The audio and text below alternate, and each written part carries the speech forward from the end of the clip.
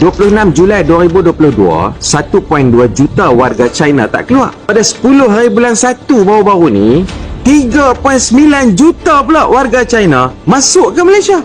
Sebenarnya kalau kita ambil kenyataan daripada berita harian ni, sampai sekarang Menteri KDN belum jawab, geng.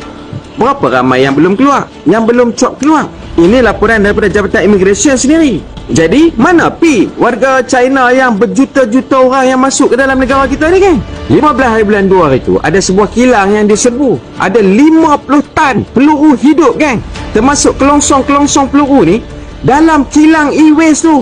Kemudian, pada 16 hari bulan pula, di Sungai Siput, kilang yang sama aktiviti dia memproses peluru, meleburkan peluru dan kelongsong ni, yang bernilai 1 bilion lebih, dan kesemuanya adalah warga China, termasuk saintis China, dan ada proksi daripada orang tempatan ni yang pakai khidmat warga China ni.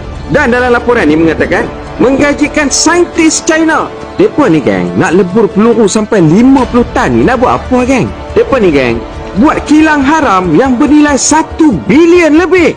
Besar tu. Lepas tu pihak polis menyerbu ke kilang-kilang lain yang sama modus operandi dia.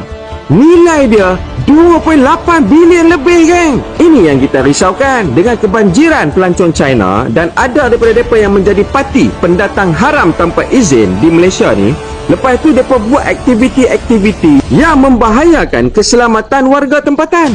Benda ni tidak dibahaskan ke dalam parlimen? Benda ni tidak disebut ke? Tidak diambil perhatian ke oleh menteri dalam negeri?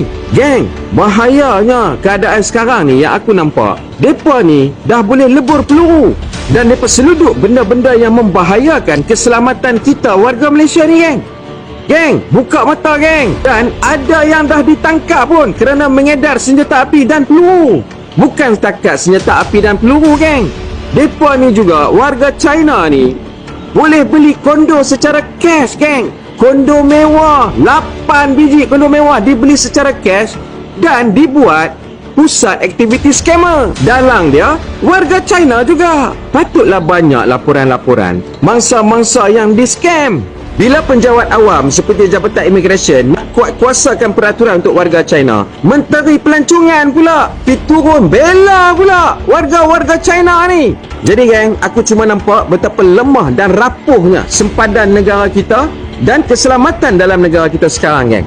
Entah apa yang bakal berlaku nanti ni dengan kebanjiran warga China yang tak terkawal ni, geng. Ramai dah pun menyatakan kebimbangan terhadap perkara ni. Tapi Kerajaan Madanon yang ditunjangi oleh puak-puak kiasu harbi ni selamba saja mendiamkan perkara ni, geng. Kita kena zahirkan kebimbangan kita tentang keselamatan kita semua di dalam Malaysia sekarang ni, geng. Menteri serupa tak ada fungsi sekarang ni. Senyap, geng. Mulut dia penuh dedak ke yang sampai tak boleh nak bercakap dan ambil tindakan ni. Kami, rakyat Malaysia, tak mau menjadi mangsa kepada kebodohan dan kelemahan menteri daripada Madanon ni, geng. Jadi, geng, kita ambil perhatian tentang isu kebanjiran warga China dan keselamatan kita sekarang dalam Malaysia, geng. Kita asak, kita desak menteri supaya bercakap dan memberitahu kita tentang perkara yang sebenar.